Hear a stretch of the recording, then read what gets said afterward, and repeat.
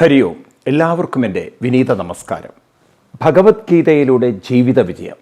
വാസ്തവത്തിൽ ഭഗവത്ഗീത തരുന്ന അറിവിനെ ശരിക്കും മാനവരാശി ഉൾക്കൊണ്ടിരുന്നെങ്കിൽ ഇന്ന് ലോകത്തിൻ്റെ മുന്നിലുള്ള ഭാരതം വളരെ വ്യത്യസ്തമായ ഒരു ഭാരതമാകുമായിരുന്നു. ഇവിടുത്തെ ഭരണകൂടം ചെയ്ത മഹാപാപം എന്ന് പറയുന്നത് ഗാന്ധിജി കൊണ്ടു നടന്ന ഭഗവത്ഗീതയെ ജനങ്ങളിലേക്ക് എത്തിക്കാൻ ഭരണകൂടത്തിന് സാധിച്ചില്ല. സത്യത്തിൽ നെഹ്റുവിൻ്റെ കാലഘട്ടം മുതൽക്കുള്ള കോൺഗ്രസ് ഭരണകൂടത്തിന് ഈ ഭാരതത്തോട് ചെയ്യാൻ പറ്റിയ ഏറ്റവും വലിയ ചതിയാണ്, വഞ്ചനയാണ് ഭഗവത്ഗീതയെ മാറ്റി നിർത്തിയത്. മതത്തിനതീതമായ ചിന്തകളാണെങ്കിലും അതിനെ ഒരു മതത്തിൽ ഒതുക്കി വെച്ചുകൊണ്ട് സമൂഹത്തിലേക്ക് അതിനെ പരിചയപ്പെടുത്താതെ വെറും രാഷ്ട്രീയം, വോട്ട് ബാങ്കുകൾക്ക് വേണ്ടി അവർ കളിച്ചു. ഇന്ന് അതിൻ്റെ ദുരന്തമാണ് ഇപ്പോൾ കോൺഗ്രസ് പാർട്ടി അനുഭവിച്ചുകൊണ്ടിരിക്കുന്നത്. വാസ്തവത്തിൽ ഞാൻ രാഷ്ട്രീയം പറയില്ല, പക്ഷേ കോൺഗ്രസിൻ്റെ ഒരു നിലവാരത്തിൽ നിന്ന് തകർത്ത് തരിപ്പണമാക്കിയത് ഗാന്ധിജിയെപ്പോലുള്ള മഹാരഥന്മാരാണ് തുടങ്ങിയതെങ്കിലും, സുഭാഷ് ചന്ദ്രബോസിനെ പോലുള്ളവരാണ് പുഷ്ടിപ്പെടുത്തിയതെങ്കിലും ആ പാർട്ടിയെ അവർ നശിപ്പിച്ചത് മുഴുവൻ ഒരു നെഹ്റുവിൻ്റെ കാഴ്ചപ്പാട് മുതലാണ്. കാരണം അവരതിനെ ഒരു രാഷ്ട്രീയ തലത്തിലേക്ക് മാത്രം പാർട്ടിയെ കണ്ട് ഒരു നാഷണൽ ഇൻ്റഗ്രേഷൻ എന്ന് പറയുന്ന ഒരു ഐക്യം, ഒരു രാഷ്ട്രം ഒന്നിപ്പിച്ചു നിർത്താൻ അവർക്ക് സാധിപ്പിച്ചില്ല. മതത്തിൻ്റെ പ്രീണനങ്ങൾ നടത്തി വോട്ട് ബാങ്കുകളുടെ രാഷ്ട്രീയമുണ്ടാക്കി അവർ രാഷ്ട്രത്തെ ഭിന്നമാക്കി വെച്ചു. ഇപ്പോൾ കഴിഞ്ഞ ഒരു ദിവസം നമ്മൾ കണ്ട ഒരു പാർലമെൻറ്റിലെ ഒരു പ്രസംഗത്തിൽ രാഹുൽ ഗാന്ധി പറഞ്ഞൊരു കാര്യം, അതായത് ഈ രാജ്യം എന്ന് പറയുന്നത് പല സ്റ്റേറ്റുകൾ ഒന്നിച്ചു കൂടി നിൽക്കുന്നതാണെന്നാണ്. വളരെ സങ്കടം തോന്നി. കാരണം ഇതിനെ ഒന്നിപ്പിക്കാനായിരുന്നു ഗാന്ധിജി കന്യാകുമാരി മുതൽ കാശ്മീർ മുതൽ യാത്ര ചെയ്തത്. നാഷണൽ ഇൻ്റഗ്രേഷന് വേണ്ടിയിട്ടാണ് അവരൊക്കെ പ്രവർത്തിച്ചത്. എന്നാൽ ഇതിനെ വിഘടിപ്പിച്ച് ഓരോരുത്തരെയും പ്രീണിപ്പിച്ചുകൊണ്ട് വോട്ട് ബാങ്ക് രാഷ്ട്രീയം കളിക്കുന്ന ഒരു തരം താഴ്ന്ന രാഷ്ട്രീയത്തിലേക്ക് ഇവർ അധപ്പതിച്ചപ്പോഴാണ് സത്യത്തിൽ ഇത്തരം പാർട്ടികൾ അവരവരുടെ തന്നെ ശവക്കുഴി തോണ്ടിയത്. ഇന്ന് നാം തിരിച്ചറിയും. ഞാനത് പറയാൻ കാരണം ഭഗവത്ഗീത തരുന്ന ഒരു ഉൾക്കാഴ്ച സമൂഹം ഉൾക്കൊണ്ടിരുന്നെങ്കിൽ ഇന്നിവിടെ മതപരമായോ ജാതിപരമായോ ഒരു പ്രശ്നങ്ങളും ഈ രാജ്യത്തിലുണ്ടാവില്ലായിരുന്നു.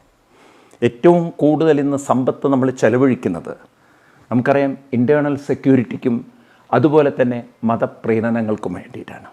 ഒരു കാലഘട്ടത്തിൽ രാജ്യത്തിൻ്റെ സമ്പത്ത് മുഴുവൻ ചില മതങ്ങൾക്ക് അവരുടെ തീർത്ഥാടനങ്ങൾക്ക് വേണ്ടി വളരെ സബ്സിഡി കൊടുത്തൊക്കെ ചെയ്യിച്ചപ്പോൾ വോട്ട് ബാങ്ക് രാഷ്ട്രീയം അങ്ങനെ തരത്തിൽ രാഷ്ട്രീയം കളിച്ചപ്പോൾ ഇന്ന് നമുക്ക് നഷ്ടപ്പെട്ടത് ഒരു ഐക്യവും ഒത്തൊരുമയാണ്. അപ്പം ഇതിലൊരു ചിന്ത നമുക്കിനി മാറ്റിയെടുക്കേണ്ടത് ഗീതാ പ്രചാരത്തിലൂടെയിരിക്കണം. കാരണം ഭഗവത്ഗീത തരുന്ന ഒരു ഉൾക്കാഴ്ച, മനുഷ്യൻ്റെ മനസ്സിനെക്കുറിച്ചുള്ള അറിവ്, അതിന്ന് ലോകത്തിലുണ്ടെങ്കിൽ മാത്രമേ മാനവരാശി അവരുടെ ജീവിതത്തിൻ്റെ യഥാർത്ഥ ലക്ഷ്യത്തെക്കുറിച്ച്, ജീവിത ഉദ്ദേശത്തെക്കുറിച്ച്, മഹത്വത്തെക്കുറിച്ച് അവരറിയില്ല. മനുഷ്യ മനസ്സിൻ്റെ മഹത്വമാണ് ഗീത കാണിച്ചു തരുന്നത്. മനുഷ്യ മനസ്സിനെക്കുറിച്ച് ഒരു വിദ്യാഭ്യാസവും നമ്മുടെ ഇന്നത്തെ ആധുനിക വിദ്യാഭ്യാസത്തിലില്ല.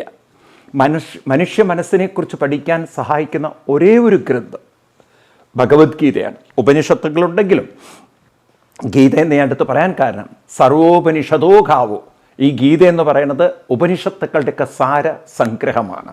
ഗീതയുടെ ഓരോ അധ്യായം കഴിയുമ്പോൾ തന്നെ അതാണല്ലോ പറയുന്നത്. ശ്രീമദ് ഭഗവത്ഗീതാസു ഉപനിഷത്സു എന്ന് പറയുമ്പോൾ 108 ഉപനിഷത്തുക്കളുടെയും സാരം ഈ ഭഗവത്ഗീതയിൽ വളരെയധികം നിറഞ്ഞു നിൽക്കുകയാണ്. അപ്പം അങ്ങനെയുള്ള ഉപനിഷത്ത് സാര സർവസ്വമായിരിക്കുന്ന ഭഗവത്ഗീതയിലൂടെ മനുഷ്യ മനസ്സിനെയാണ് നാം പരിചയപ്പെടുത്തുന്നത്. നമ്മുടെ സ്വന്തം മനസ്സിനെയാണ്. ആ മനസ്സിൻ്റെ ഉള്ളറകളിലേക്ക് നാം ചെല്ലുമ്പോഴാണ് മനസ്സിലാവുന്നത് ഈ മനസ്സാണ് ജീവിതത്തിൻ്റെ ഇന്ന് നമ്മുടെ ആധാരം. മനസ്സെന്ന് പറഞ്ഞാൽ ചിന്തകളാണ്. ഈ ചിന്തകളെ നമ്മൾ വേർതിരിച്ചാൽ ബുദ്ധിപരമായ ചിന്തകൾ, വൈകാരിക ചിന്തകൾ, നമ്മുടെ ഇഷ്ടാനിഷ്ടങ്ങളുടെ വാസനകൾ, ഞാനെന്ന അഹംഭാവം തുടങ്ങിയിട്ടുള്ള ഒരു ചിന്തകളുടെ സമുച്ചയമാണ് നമ്മുടെ മനസ്സെന്ന് പറയുന്നത്. അപ്പോൾ ഈ ചിന്തകളിൽ നാം ജീവിക്കുമ്പോൾ കേവലം നാം ഉണ്ടാക്കി വച്ചിരിക്കുന്ന കുറേ ശീലങ്ങളുടെയും സ്വഭാവങ്ങളുടെയും സംസ്കാരങ്ങളുടെയും അടിസ്ഥാനത്തിൽ മാത്രം ജീവിച്ചു പോയാൽ പലപ്പോഴും നാം അറിയുന്നില്ല നാം നമ്മുടെ സ്വാർത്ഥതയെ തൃപ്തിപ്പെടുത്താനാണ് ജീവിക്കുന്നതെന്ന്. അപ്പം നമ്മുടെ ചില സ്വാർത്ഥ സ്വഭാവങ്ങൾ, നമ്മൾ ഉണ്ടാക്കി വച്ചിരിക്കുന്ന കുറേ ആലസ്യ അടിമത്വ ശീലങ്ങൾ, അത് പലപ്പോഴും നമ്മുടെ പുരോഗതിക്ക് തടസ്സമായി നിൽക്കുന്നത് നാം കാണുകയില്ല.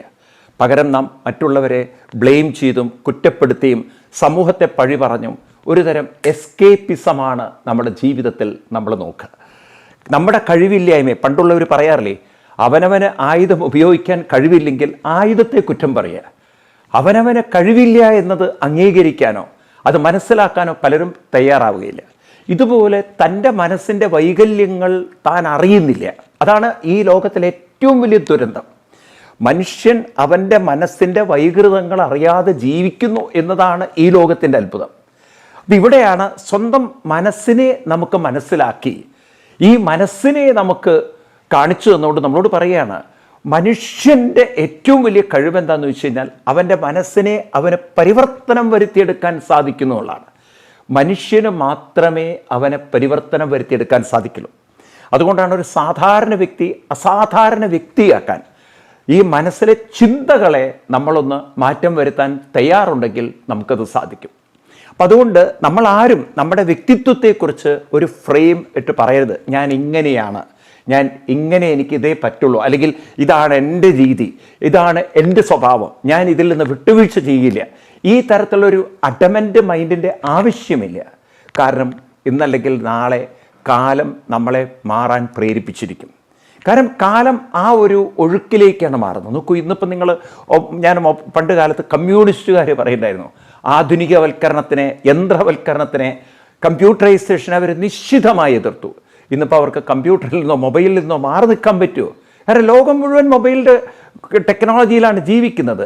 ഇന്ന് ലോകം കമ്പ്യൂട്ടർ ടെക്നോളജിയിലാണ് ജീവിക്കുന്നത്. അവർക്ക് മാറി നിൽക്കാൻ പറ്റുമോ? അതേപോലെ തന്നെ അവരൊരു കാലത്ത് മുതലാളിത്ത രാഷ്ട്രങ്ങളെ എതിർത്തു. ഇന്നിപ്പോൾ അവരുടെ നേതാക്കന്മാർ ചികിത്സയ്ക്ക് മുതലാളിത്ത രാഷ്ട്രങ്ങളിലാണ് പോകുന്നത്. അവരും മുതലാളിമാരായി തീർന്നുകൊണ്ടിരിക്കുകയാണ്. കാരണം എന്തിനെ നാം എതിർക്കുന്നോ അതിനെ ഒഴിവാക്കിക്കൊണ്ട് നിങ്ങൾക്കൊരു ജീവിതചര്യ ഇവിടെ നടത്താൻ സാധ്യമല്ല. കാരണം ലോകം മുന്നോട്ട് പോയിക്കൊണ്ടിരിക്കുകയാണ്. ലോകം പുതിയ ടെക്നോളജി ഡെവലപ്പ് ചെയ്യാണ്. അപ്പം നമുക്ക് ഒന്നുകിൽ രണ്ട് രീതിയിൽ നമുക്ക് ജീവിക്കാം. ഒന്നുകിൽ നമുക്ക് നമ്മുടെ കുറവുകളെ അവഗണിച്ചുകൊണ്ട് നമുക്കിങ്ങനെയൊക്കെയാണ് ജീവിതം എന്ന രീതിയിൽ അങ്ങോട്ട് ജീവിച്ചു പോവാം. ജീവിക്കും നമ്മൾ. പക്ഷേ പ്രതിഷേധം കൊണ്ടും മറ്റുള്ളവരെ കുറ്റപ്പെടുത്തിക്കൊണ്ടൊക്കെയുള്ള ജീവിതമായിരിക്കും. അതല്ല, നമുക്ക് പരിവർത്തനം വരുത്തിക്കൊണ്ടും ജീവിക്കാം. അപ്പോൾ സ്വയം പരിവർത്തനം വരുത്തണം എന്ന ആഗ്രഹമുള്ളവർക്കാണ് ഭഗവത്ഗീത. അപ്പം അതുകൊണ്ട് ഗീത എന്തിനാണ് എല്ലാ മതസ്ഥരും പഠിക്കുന്നത് ചോദിച്ചു കഴിഞ്ഞാൽ, എല്ലാ മതസ്ഥരും മനസ്സിലാക്കേണ്ടത് മനുഷ്യ മനസ്സുമായി ബന്ധപ്പെട്ടതാണ് ജീവിതം, സ്വർഗം, നരകം. കാരണം അനുഭവങ്ങളൊക്കെ മനുഷ്യ മനസ്സുമായി ബന്ധപ്പെട്ടാണ്. അബോധാവസ്ഥയിലിരിക്കുന്നവർക്ക് എന്ത് ജീവിതം, അബോധത്തിലിരിക്കുന്നവർക്ക് എന്തു സ്വർഗം. നിങ്ങൾ നോക്കൂ, ഇപ്പം ഇസ്ലാം മതം സ്വർഗത്തെക്കുറിച്ചൊക്കെ ധാരാളം വർണ്ണിക്കുന്നത് കാണാം. അപ്പോൾ ഈ ഇസ്ലാം മതത്തിൻ്റെ സ്വർഗവർണ്ണനയൊക്കെ കേൾക്കുമ്പോൾ നമുക്ക് തോന്നും ഈ സ്വർഗം എന്താണ്. ഞാൻ ചോദിക്കട്ടെ ഇവരോട്, നിങ്ങളുടെ മനസ്സ് അബോധാവസ്ഥയിലാണെങ്കിൽ അബോധാവസ്ഥയിലിരിക്കുന്നവർക്ക് എന്ത് സ്വർഗം? ഇവിടെ തന്നെ നോക്കൂ, നിങ്ങൾ രാത്രി ബോധമില്ലാതെ കടന്നുറങ്ങുന്നവൻ്റെ മുന്നിൽ കള്ളും നൃത്തവും ആടാൻ പെണ്ണുങ്ങളുണ്ടായിട്ട് ഇവനെന്ത് കാര്യം? കോമയിൽ കിടക്കുന്ന ഒരു രോഗിയുടെ മുന്നിൽ എത്രയെത്രയോ മാലാഖമാരെ പോലെ എത്രയോ നഴ്സുമാർ വരുന്നു, എത്രയോ യുവാക്കൾ വരുന്നു, ഇയാളെ സാന്ത്വനിപ്പിക്കാൻ ആളുകൾ വരുന്നു, എന്തെല്ലാം വരുന്നു. ഇയാൾ അവരെ വല്ലവരും കാണുന്നുണ്ടോ? ഇയാൾക്ക് അവരോട് വല്ലവരോട് സംവദിക്കാൻ പറ്റുന്നുണ്ടോ? കാരണം അബോധാവസ്ഥയിൽ കിടക്കുന്ന ഒരാൾക്ക് സ്വർഗീയമായ സാഹചര്യം ഉണ്ടായിട്ടെന്ത് കാര്യം എന്നതുപോലെ ഇവിടെ മനുഷ്യ മനസ്സ്, അതിനെ നമ്മൾ ഇവിടെ തന്നെ സ്വർഗമാക്കി മാറ്റാൻ നമ്മുടെ ചിന്താഗതികളൊന്ന് മാറ്റിയാൽ മതി. നമ്മുടെ ചിന്താഗതികളാണ് ജീവിതത്തെ നരകമാക്കുന്നതും ചിന്താഗതികളാണ് നമ്മുടെ ജീവിതം സ്വർഗമാക്കുന്നതും. അപ്പം ഏത് തരം ചിന്തകൾ കൊണ്ട് നടന്നാൽ നമുക്കെല്ലാം ആസ്വദിക്കാം, സന്തോഷിക്കാം, വളരെ ഒരു മനസ്സമാധാനത്തോടെ സ്നേഹസമൃദ്ധമായി തീവ്രതയോടെ നമുക്ക് ജീവിക്കാം. അപ്പം അതിന് പറ്റുന്ന രീതിയിൽ മനസ്സിനെ നമുക്കൊന്ന് ട്യൂൺ ചെയ്തെടുക്കാൻ ഭഗവത്ഗീത വഴി കാണിക്കുകയാണ്. അപ്പം നമ്മൾ എത്തി നിൽക്കുന്നത് ഗീതയിലെ 4-ാം അധ്യായത്തിലെ 39-ാമത് ശ്ലോകമാണ്. നമ്മൾ കഴിഞ്ഞ ക്ലാസ്സിലും കണ്ടു. അതിൻ്റെ ഒരു തുടർച്ചയായിട്ട് നമുക്ക് ഒന്ന് ശ്രദ്ധിക്കണം ഇത്തരം ശ്ലോകങ്ങൾ, കൃഷ്ണൻ എന്താണ് പറയുന്നതെന്ന്. ശ്ലോകം ഒന്ന് നോക്കാം. ശ്രദ്ധാവാൻ ലഭതേ ജ്ഞാനം തൽപരസംയതേന്ദ്രിയം ജ്ഞാനം ലബ്ധ്വാ പരാം ശാന്തിം അചിരേണാധിഗച്ഛതി. ഇതിലുപയോഗിച്ചിരിക്കുന്ന പല വാക്കുകളും നമ്മൾ പരിചയമുള്ള വാക്കുകളാണ്. ഉദാഹരണത്തിന് ശ്രദ്ധ, എല്ലാവരും കേട്ടിട്ടുള്ളതാണ്. വീടുകളിലൊക്കെ അച്ഛനമ്മമാർ കുട്ടികളോട് പറയുന്നൊരു വാക്കാണ് ശ്രദ്ധിച്ചു പഠിക്കൂ. അധ്യാപകരും പറയുന്നതാണ് ശ്രദ്ധിച്ചു പഠിക്കൂ. അതുപോലെ ശ്രദ്ധിച്ച് വണ്ടി ഓടിക്കൂ, ശ്രദ്ധിച്ചത് ചെയ്യൂ, ശ്രദ്ധയോടെ ഇത് ചെയ്യൂ. എല്ലാവരും ഉപയോഗിക്കുന്ന ഒരു വാക്കാണ് ശ്രദ്ധ. പക്ഷേ ശ്രദ്ധ എന്ന് പറഞ്ഞാൽ പൊതുവെ ആളുകൾ തെറ്റിദ്ധരിച്ചിരിക്കുന്നത് ജസ്റ്റ് എ കോൺസെൻട്രേഷൻ എന്നാണ്. എനിവൺ കോൺസെൻട്രേഷൻ തന്നെ ഇരിക്കട്ടെ, ഫോക്കസ് ചെയ്യുക, കോൺസെൻട്രേറ്റ് ചെയ്യുക, ഏകാഗ്രമാവുക എന്നൊക്കെയാണല്ലോ, അതാണല്ലോ ശ്രദ്ധ എന്നുള്ളതുകൊണ്ട്. പക്ഷെ പലപ്പോഴും അച്ഛനമ്മമാരറിയാത്തൊരു കാര്യം, പലതിലും നമുക്ക് ശ്രദ്ധ കേന്ദ്രീകരിക്കാൻ പറ്റാത്തതിന് കാരണം ഏകാഗ്രത എന്ന അർത്ഥമെടുത്താൽ പോലും, ശരിക്കും ഏകാഗ്രത എന്നുള്ളതല്ല അതിൻ്റെ പൂർണ്ണ അർത്ഥം, എങ്കിലും നമ്മൾ ഏകാഗ്രത എന്നെടുത്താൽ പോലും ആ ഏകാഗ്രത നമുക്ക് പലപ്പോഴും സാധിക്കാത്തതിന് കാരണം മനസ്സെന്ന് പറയുന്ന മൈൻഡ് വളരെ ഫ്ലിക്കറിങ് ആണ്, റെസ്റ്റ്ലെസ് ആണ്. ഒരു ആടിയുലയുന്ന അല്ലെങ്കിൽ വളരെ അസ്വസ്ഥമായൊരു മനസ്സിനെ ഏകാഗ്രമാക്കാൻ ബുദ്ധിമുട്ടാണ്. അപ്പോൾ ഈ മനസ്സിൻ്റെ ചാഞ്ചാട്ടത്തെ, മനസ്സിൻ്റെ ഈ ഫ്ലിക്കറിങ് അഥവാ മൈൻഡിൻ്റെ ഈ റെസ്റ്റ്ലെസ്നെസ്, ചഞ്ചലതയെ ഏകാഗ്രമാക്കാൻ എന്തെങ്കിലും വഴിയുണ്ടോ? അതിനെന്തെങ്കിലും പരിശീലനം ഉണ്ടോ? അതില്ല. അപ്പം നമ്മുടെ അച്ഛനമ്മമാർ ശ്രദ്ധിച്ചു പഠിക്കൂ എന്ന് പറയുമ്പോൾ ഈ കുട്ടിയുടെ മനസ്സിനെ ഒന്ന് ഏകാഗ്രമാക്കാൻ ഒരു പരിശീലനം കൊടുക്കാതെ ആ കുട്ടിക്ക് എങ്ങനെ ഫോക്കസ് ചെയ്യാൻ പറ്റും? പൊതുവേ നാം ഫോക്കസ് ചെയ്യുന്നതെല്ലാം നമുക്ക് ഇൻട്രസ്റ്റ് ഉള്ള കാര്യത്തിലായിരിക്കും. കാരണം മനസ്സിനൊരു കാര്യം ഇൻട്രസ്റ്റിംഗ് ആണെങ്കിൽ അതിൽ നിന്നൊരു രസം, ഒരു സന്തോഷം. ഇപ്പോൾ നോക്കൂ, നിങ്ങൾ കുട്ടികളിങ്ങനെ മൊബൈലിൽ കളിക്കുമ്പോൾ അവർക്ക് ഇഷ്ടപ്പെട്ട യൂട്യൂബ് ചാനലുകളിലോ അല്ലെങ്കിൽ ഇഷ്ടപ്പെട്ട ഗെയിമുകളിലോ അല്ലെങ്കിൽ ഇഷ്ടപ്പെട്ട കാർട്ടൂണുകളിലോ ഇഷ്ടപ്പെട്ട സീരിയലുകളിലോ ഏതെങ്കിലും ഒന്ന് അവരെങ്ങനെ ഇഷ്ടമുള്ളതിലങ്ങനെ ഫോക്കസ് ചെയ്യുന്നതിന് കാരണം അതിൽ നിന്നൊരു സുഖം, അതിൽ നിന്നൊരു സന്തോഷം, അതിൽ നിന്നൊരു ഇൻവോൾവ്മെൻറ്റ് അവർക്ക് കിട്ടുന്നുണ്ട്. അപ്പം അവരുടെ മനസ്സിനെ സന്തോഷിപ്പിക്കാൻ സാധിക്കുന്ന, അവരുടെ മനസ്സിനെ തൃപ്തിപ്പെടുത്താൻ സാധിക്കുന്ന ഒരു കാര്യത്തിലാണ് അവർക്ക് ഫോക്കസ് ചെയ്യാൻ പറ്റുക. അതിന് ഫോക്കസ് എന്നല്ല പറയുക, ഇൻവോൾവ്മെൻ്റ് എന്നാണ്. കുറേ കൂടി ഇൻവോൾവ് ചെയ്യാൻ പറ്റുക. എന്നാൽ നമുക്ക് പഠിത്തത്തിലോ ജോലിയിലോ അവനവൻ്റെ കർമ്മ മേഖലയിലോ പലപ്പോഴും പലർക്കും ആ ഫാസ്റ്റ്നെസ് കിട്ടാറില്ല. കാരണം അവരുടെ മനസ്സിന് ആ ഫോക്കസിങ് പവർ വളരെ വീക്കായതിന് കാരണം അവർക്കതിൽ നിന്നും ഒരു രസം, അതിൽ നിന്നൊരു സുഖം, ഒരു തൃപ്തി കിട്ടുന്നില്ല.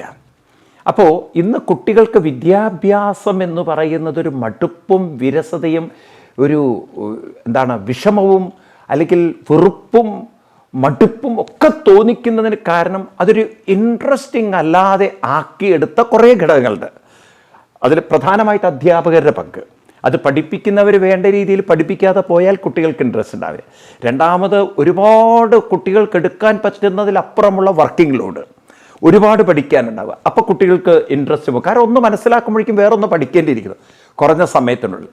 വേറൊരു കാര്യം, കുട്ടികളെ സംബന്ധിച്ച് ഇത് അവരുടെ ജീവിതത്തിൽ ഒരു പ്രയോജനകരമല്ലാതെ ആയി പോകുമ്പോൾ അപ്പോഴും അവർക്കൊരു കാര്യമില്ല. കാരണം ഉദാഹരണത്തിന് ഇപ്പോൾ ഹിസ്റ്ററി, നമുക്കിപ്പോൾ അലക്സാണ്ടർ ചക്രവർത്തിയുടെ കാര്യവും അതുപോലെ അക്ബർ ദ ഗ്രേറ്റിൻ്റെ കാര്യം നമുക്ക് പഠിച്ചിട്ട് എന്ത് ഗുണം, നമ്മുടെ വ്യക്തി ജീവിതത്തിൽ എന്ത് പ്രയോജനം? അപ്പോൾ ഇന്ന് വിദ്യാഭ്യാസത്തിൽ മാറ്റങ്ങൾ വരുത്തേണ്ടത് അവിടെയാണ്. എന്ത് പഠിക്കുന്നോ അത് ആ വ്യക്തിയുടെ ജീവിതവുമായി അവരുടെ ജീവിതത്തിൽ പ്രയോജനം ചെയ്യും. ഇപ്പോൾ ഫിസിക്സ് പഠിക്കുമ്പോൾ, എനർജിയെക്കുറിച്ച് പഠിക്കുമ്പോൾ കുട്ടികൾക്ക് ഇന്ന് അവരുടെ കയ്യിൽ എനർജി എന്ന് പറയുന്നത് ഇലക്ട്രിക് പവർ, അതുപോലെ ഈ പ്രപഞ്ചത്തിലുള്ള എനർജിയുടെ സോഴ്സ് ഓഫ് എനർജി അല്ലെങ്കിൽ ആ എനർജിയുടെ സാധ്യതകൾ, ഇതൊക്കെ കുട്ടികൾക്ക് പറഞ്ഞു കൊടുക്കുമ്പോഴാണ് കുട്ടികൾക്ക് നാളെ ഈ ഒരു തലങ്ങളിലൂടെ ഒരു എക്സ്പെരിമെൻ്റൽ ലൈഫിലേക്ക് അവർക്ക് കടക്കാൻ പറ്റുന്നത്. അപ്പം നാളെ എന്തെല്ലാം സാധ്യതകളാണ് ഈ എനർജി ഫീൽഡുകൾ കൊണ്ട് നമുക്കുള്ളത്, അത് ഏതൊക്കെ രീതിയിൽ.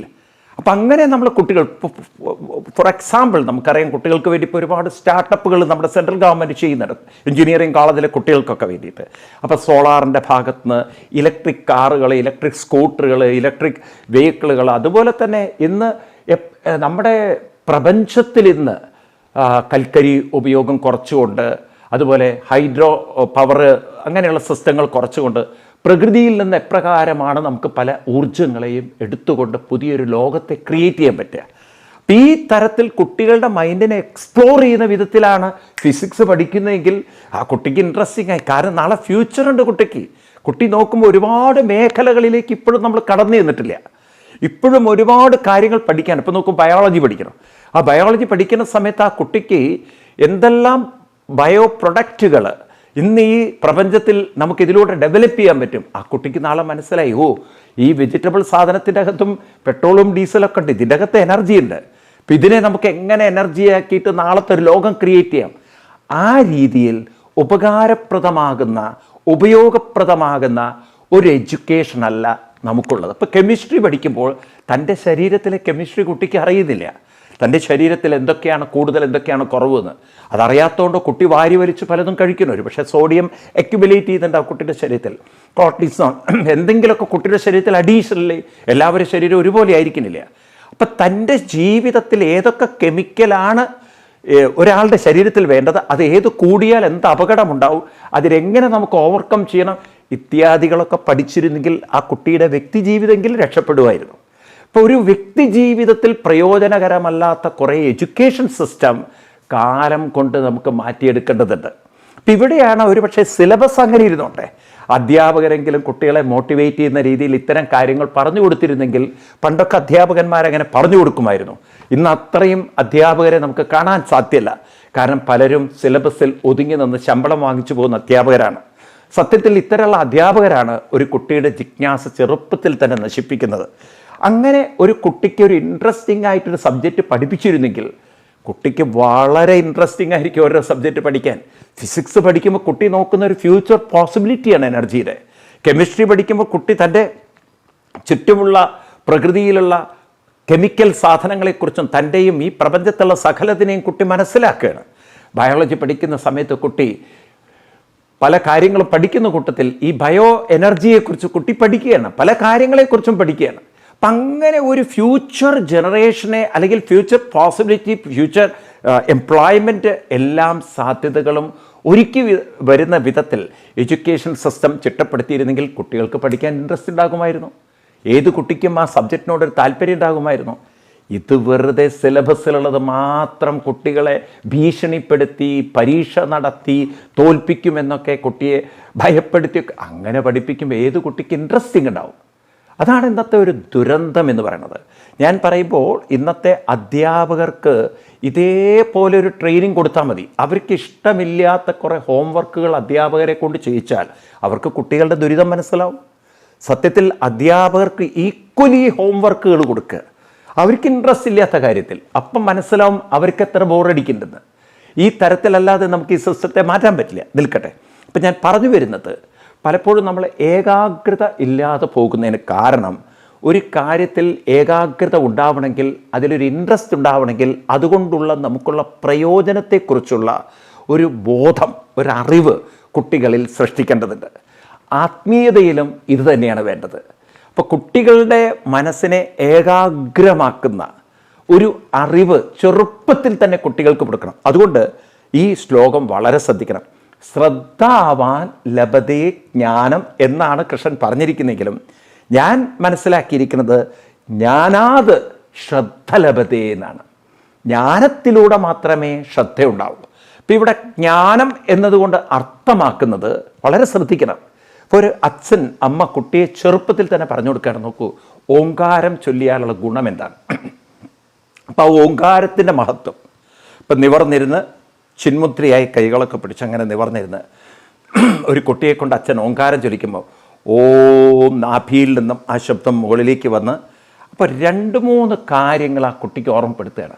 ഒന്ന്, നാഭിയിൽ നിന്നും ശബ്ദം വരുമ്പോൾ എനർജി മുഴുവൻ തലയിലേക്ക് അങ്ങനെ ഉയർന്നു വരുമ്പോൾ ഈ തലയ്ക്കകത്തുള്ള ന്യൂറോൺ പ്രവർത്തനങ്ങൾ വികസിക്കുന്ന സമയത്ത് ബുദ്ധിശക്തി വർദ്ധിക്കുന്നു. അപ്പം നമ്മുടെ തലച്ചോറിൻ്റെ അകത്തുള്ള സർക്കുലേഷൻ കൂട്ടിക്കൊണ്ട് അവിടുത്തെ ന്യൂറോൺ പ്രവർത്തനങ്ങളെ ഏകോപിപ്പിക്കുന്നതിൽ ശബ്ദതരംഗങ്ങൾക്കുള്ള കഴിവിനെക്കുറിച്ച് ഒരച്ഛൻ കുട്ടിയോട് പറഞ്ഞു കൊടുക്കുകയാണ്. അപ്പം നിനക്ക് ബുദ്ധി വികസിക്കണമെങ്കിൽ, നിൻ്റെ മനസ്സിൻ്റെയും ബുദ്ധിയുടെയും കഴിവ് വികസിക്കണമെങ്കിൽ നിൻ്റെ തലച്ചോറിലേക്ക് വേണ്ടത്ര ഊർജത്തെ നീ എത്തിക്കേണ്ടതുണ്ട്. അതിന് എളുപ്പമായൊരു മാർഗമാണ് ഓങ്കാര സാധന. ഇപ്പം രാവിലെ തന്നെ ഒന്ന് നിവർന്നിരുന്ന് ഓം എന്ന് ചൊല്ലുമ്പോൾ തലയ്ക്കകത്തുണ്ടാകുന്നൊരു വികാസം. രണ്ടാമത്തത് ആ ശബ്ദത്തിലേക്ക് തന്നെ ഏകാഗ്രമാകുമ്പോൾ അത് തന്നെ കേട്ടും അത് തന്നെ ആസ്വദിച്ചും അതിൽ തന്നെ മുഴുകിയും അപ്പോൾ സ്വാഭാവികമായിട്ടും നമുക്ക് കോൺസെൻട്രേഷൻ ഡെവലപ്പ് ചെയ്യും. ഇപ്പോൾ ഒരു ദിവസം 10-11 തവണ ഒരുമിച്ച് എല്ലാവരും ഇരിക്കുകയാണെങ്കിൽ നല്ലതാണ്. വീട്ടിൽ ഒന്നിച്ച് ഉറക്കെ കുറച്ച് ഉച്ചത്തിൽ ഓം എന്ന് ചൊല്ലുമ്പോൾ, അത് നീട്ടി ജപിക്കുമ്പോൾ, അതിൽ മനസ്സ് ഏകാഗ്രമാകുമ്പോൾ ആ കുട്ടിയുടെ ഉള്ളിൽ ഏകാഗ്രത ഡെവലപ്പ് ചെയ്യും. നോക്കൂ നിങ്ങൾ, അപ്പോൾ ശ്രദ്ധ ഡെവലപ്പ് ചെയ്യണം, ശ്രദ്ധ രൂപപ്പെടുകയാണ്. കൂടാതെ ആ മനസ്സ് ആ ഒരു ശബ്ദത്തിൽ തന്നെ മുഴുകി ലയിക്കുമ്പോൾ, മനസ്സ് എവിടെയാണോ മുഴുകി ലയിക്കുന്നത് അവിടെയാണ് അത് സന്തോഷവും സുഖവും കണ്ടെത്തുന്നത്. അപ്പോൾ മനസ്സിനെ ഒരു കാര്യം കൂടി പഠിപ്പിക്കുകയാണ്, ചെയ്യുന്ന കാര്യത്തിലുള്ള ഇൻവോൾവ്മെൻറ്റ്. അപ്പോഴാണ് ശ്രദ്ധയാവുന്നത്. ഞാൻ ആദ്യമേ പറഞ്ഞു നിങ്ങളോട്, ശ്രദ്ധ is not just an concentration. ശ്രദ്ധ എന്ന വാക്കുകൊണ്ട് അർത്ഥമാക്കുന്നത് ഇൻവോൾവ്മെൻ്റ് എന്നാണ്. ഇൻവോൾവ്മെൻ്റ് എന്ന് പറഞ്ഞാൽ യു എൻജോയ് ദാറ്റ്, നിങ്ങളത് ആസ്വദിക്കുകയാണ്. അപ്പം നിങ്ങൾക്കൊരു കാര്യം ആസ്വദിക്കുമ്പോൾ ഏകാഗ്രത നാച്ചുറലി വന്നു എന്ന് മാത്രമല്ല നിങ്ങളുടെ ഇൻവോൾവ്മെൻറ്റ് വന്നു. അപ്പോൾ concentration, involvement and you are totally into that. നിങ്ങൾ അതിലേക്ക് പരിപൂർണമായി നിങ്ങൾ ആസ്വദിക്കുകയാണ്. അപ്പം ആസ്വദിക്കുന്ന വിധത്തിൽ മനസ്സിനെ ആക്കി തീർക്കുക. സത്യത്തിൽ ഈ ഒരു ട്രെയിനിങ് ചെറുപ്പത്തിൽ തന്നെ കുട്ടികൾക്കുണ്ടായിരുന്നെങ്കിൽ ഇന്ന് വിദ്യാഭ്യാസമോ ജോലിയോ ഒരു പ്രശ്നമാവില്ലായിരുന്നു. നമ്മൾ ഈ സ്ട്രെസ്സ്, ടെൻഷൻ, പ്രഷർ, ഡിപ്രഷൻ തുടങ്ങിയ വാക്കുകളൊന്നും ഉപയോഗിക്കില്ലായിരുന്നു. കാരണം ഇത്തരം വാക്കുകളൊക്കെ നമ്മൾ ഉപയോഗിക്കുന്നതിന് കാരണം എന്താണെന്ന് വെച്ച് കഴിഞ്ഞാൽ നമുക്ക് ഈ ഒരു കാര്യത്തെക്കുറിച്ച് വേണ്ട ഒരു ട്രെയിനിങ് നമ്മുടെ വീടുകളിൽ കിട്ടുന്നില്ല, സ്കൂളുകളിൽ കിട്ടുന്നില്ല. എനിക്ക് എല്ലാ അധ്യാപകരോടും പറയാനുള്ളത്, പ്രത്യേകിച്ചൊരു ഫസ്റ്റ് സ്റ്റാൻഡേർഡ് ടു ഒരു 10th സ്റ്റാൻഡേർഡ് അല്ലെങ്കിൽ 12th നിങ്ങൾക്ക് പറ്റുമെങ്കിൽ ഇത്രയും ചെയ്യിക്കുക കുട്ടികളെ കൊണ്ട്. ക്ലാസ്സിൽ അവരെ ഒരു ഏത് സബ്ജക്റ്റ് തുടങ്ങുന്നതിന് മുമ്പ് നിവർത്തിയിരുത്തി, ഇനിയിപ്പോൾ ഹിന്ദു, മുസ്ലിം എന്നൊക്കെയുള്ള ചിന്തകളുള്ള സ്കൂളുകളാണെങ്കിൽ റിലാക്സ് ചെയ്തിരുത്തിക്കൊണ്ട് ഓങ്കാരം ചൊല്ലിയാൽ ഏറ്റവും നല്ലത്. ഇനിയിപ്പോൾ അതിലൊക്കെ നിങ്ങൾക്ക് മതേതരത്വ പ്രശ്നങ്ങളും, കാരണം ഹിന്ദുവിൻ്റെത് മാത്രം ചൊല്ലുമ്പോഴേ മതേതരത്വ പ്രശ്നമുള്ളൂ, മറ്റുള്ളതൊന്നും നിങ്ങൾക്കൊരു പ്രശ്നവുമില്ല. ഏതായാലും ഇനിയിപ്പോൾ അങ്ങനെയൊക്കെ കേരളം അത്ര മോശപ്പെട്ടൊരു സംസ്ഥാനമായി മാറിയതുകൊണ്ട് ഒരുപക്ഷെ ഈ പ്രശ്നങ്ങളും ഉത്തരേന്ത്യൻ സംസ്ഥാനങ്ങളിലില്ല. കാരണം രാഷ്ട്രീയക്കാർ അങ്ങനെ നശിപ്പിക്കാൻ അവിടുത്തെ ആളുകൾ സമ്മതിച്ചിട്ടില്ല. ഇവിടെ തൊട്ടതിനും പിടിച്ചതിനൊക്കെ മതേതരത്വവും പറഞ്ഞ് ഹിന്ദുക്കളെ വിഘടിപ്പിച്ചും മറ്റുള്ളവരെ പ്രീണിപ്പിച്ചും രാഷ്ട്രീയ മുതലെടുപ്പ് നടത്തുന്ന ഒരു സംസ്ഥാനമാണ് കേരളം. അതുകൊണ്ട് പല അധ്യാപകർക്കും ഒരുപക്ഷെ ഇത് നടത്തിക്കഴിഞ്ഞാൽ അവർ പുറത്താവും. അതുകൊണ്ട് നിങ്ങൾ വേണ്ട വെറുതെ ഹമ്മിങ് സൗണ്ട്, ഒരു മൂളൽ കുട്ടികളെ കൊണ്ട് പരിശീലിപ്പിച്ച് നോക്കൂ. That will be a great change into the brain of your children. നിങ്ങളുടെ ക്ലാസ്സിലുള്ള കുട്ടികൾക്ക് ഒരു വലിയ മാറ്റത്തിനത് വഴിയെടുക്കും, ഒരു സംശയം വേണ്ട. അപ്പം അതുകൊണ്ട് ഇതൊരു കുട്ടികൾക്ക് കൊടുക്കാവുന്ന വലിയ പരിശീലനമാണ്. എന്ന് നീട്ടി അങ്ങനെ കുട്ടികളെ കൊണ്ട് ഇപ്പം 3 കാര്യങ്ങൾ പറഞ്ഞു കൊടുക്കുകയും വേണം. ഒന്നാമത്തത് ബ്രെയിൻ്റെ അകത്തുള്ള ന്യൂറോൺസ് എക്സ്പാൻഡ് ചെയ്യുന്നു. രണ്ടാമത്തത് അതിലേക്ക് തന്നെ നമ്മുടെ ശ്രദ്ധ വരുമ്പോൾ മനസ്സതിലേക്ക് ഇൻവോൾവ് ചെയ്യുന്നു. ആ ഇൻവോൾവ്മെൻറ്റിൽ കിട്ടുന്ന മാനസികമായൊരു പീസ്ഫുൾനെസ് തരുന്ന ഒരു മാനസിക സുഖം, മാനസികമായ റിലാക്സേഷൻ, മാനസികമായൊരു സ്വസ്ഥത, അത് നമ്മുടെ മനസ്സിൻ്റെ സന്തോഷവും സുഖവും ശാന്തിയും വർദ്ധിപ്പിക്കുന്നു. ഈ തരത്തിൽ നമ്മുടെ മനസ്സിനെ ഇവിടെ തന്നെ കേപ്പബിളാക്കാൻ നമുക്കെല്ലാവർക്കും കഴിവുണ്ട്. അപ്പം അതിനെന്ത് വേണം? ജ്ഞാനാത് ശ്രദ്ധ ലഭത്തെ, ജ്ഞാനത്തിലൂടെ ശ്രദ്ധ ലഭത്തെ. അപ്പം ജ്ഞാനത്തിലൂടെ ശ്രദ്ധ ലഭത്തെ എന്ന് പറഞ്ഞാൽ 2 കാര്യങ്ങളുണ്ട്. ഒന്ന്, എന്തൊക്കെയാണ് നമ്മളിത് പ്രാക്ടീസ് ചെയ്യുമ്പോൾ കിട്ടുക എന്ന ഒരു അവയർനെസ് കുട്ടികളിലേക്ക് നിരന്തരം കൊടുക്കുകയും വേണം. 2, തൽപര സംയതേന്ദ്രിയ, തത്പര, ആ തത് അതിൽ പരനായിട്ട്, എന്ന് വെച്ചാൽ അത് കൈവരിക്കാനായിട്ട്, അത് നേടാനായിട്ട് സംയതേന്ദ്രിയ. അപ്പോൾ ഇവിടെ സംയതേന്ദ്രിയ എന്ന വാക്കുകൊണ്ട് അർത്ഥമാക്കുന്നത് പ്രാക്ടീസ് ചെയ്യണം. വെറുതെ നമ്മൾ ബ്രെയിൻ ഡെവലപ്പ് ഉണ്ടാവും, മാനസികമായ വികാസമുണ്ടാവും, സന്തോഷമുണ്ടാവും, വെറുതെ പറഞ്ഞിട്ട് കാര്യമില്ല. ട്രെയിനിങ് കൊടുക്കണം, പരിശീലനം കൊടുക്കണം. അപ്പം അറിവും പരിശീലനവും, നോളജും പ്രാക്ടീസും, ഇത് രണ്ടും സമന്വയിപ്പിച്ചുകൊണ്ട് നമ്മൾ ചെയ്യുകയാണെങ്കിൽ കുട്ടികളുടെ മനസ്സിന് വികാസവും മാറ്റങ്ങളും ഉണ്ടായിരിക്കും. ഇപ്പം വീടുകളിൽ, ഇപ്പം സ്കൂളുകളുടെ കാര്യം ഞാൻ പറഞ്ഞു, അമ്മമാർ രാവിലെ എണീറ്റ് കുട്ടികളെ കൊണ്ട് പ്രാണായാമം, കുറച്ച് സൂര്യ നമസ്കാരം ചെയ്യുന്നത് ഏറ്റവും നല്ലതാണ്. ഒരു 11 സൂര്യ നമസ്കാരം, ഒരു 11 തവണ പ്രാണായാമം, ഒരു 11 തവണയെങ്കിലും പ്രണവോപാസന, ഓങ്കാരജപം, അതും നീട്ടി ജപിക്കുന്നൊരു ശീലം നമ്മുടെ കുട്ടികളിലേക്ക് ചെറുപ്പത്തിൽ കൊണ്ടുവന്ന് ഈ 3 കാര്യം പറഞ്ഞു കൊടുക്കണം. 1, ന്യൂറോൺസ് ഉണ്ടാകുന്ന എക്സ്പാൻഷൻ. 2, ആ ശബ്ദത്തിൽ ശ്രദ്ധ കേന്ദ്രീകരിക്കുമ്പോൾ ഉണ്ടാകുന്ന കോൺസെൻട്രേഷൻ. 3, അതിലേക്ക് അങ്ങനെ ഇൻവോൾവ് ചെയ്യുമ്പോൾ ഉണ്ടാകുന്ന, അതിൽ കിട്ടുന്ന ഒരു ആത്മസുഖം, ആത്മശാന്തി, ആത്മതൃപ്തി. ഇങ്ങനെ നമ്മുടെ ജീവിതത്തിൽ മാനസികമായൊരു വലിയ മാറ്റം പ്രാക്ടീസിലൂടെ നമുക്ക് നേടിയെടുക്കാം എന്ന് അവരെ മനസ്സിലാക്കി കൊടുത്തുകൊണ്ട് പ്രാക്ടീസ് ചെയ്യിക്കുമ്പോൾ ഈ ജ്ഞാനം കൊണ്ട്, ജ്ഞാനം ലബ്ധ്വ, ജ്ഞാനം എന്ന് പറഞ്ഞാൽ ഈ പ്രാക്ടീസ് കൊണ്ട് പരാം ശാന്തിം ഗച്ഛതി. ഇപ്പം എന്താ ഈ പരാം ശാന്തിയും? ഇതിനെക്കുറിച്ച് നമുക്ക് കുറച്ചുകൂടി ഡീറ്റെയിൽ ആയിട്ട് അടുത്ത ക്ലാസ്സിൽ ചർച്ച ചെയ്യാം. അതുവരെ എല്ലാവർക്കും നന്ദി, നമസ്കാരം, പ്രണാമം.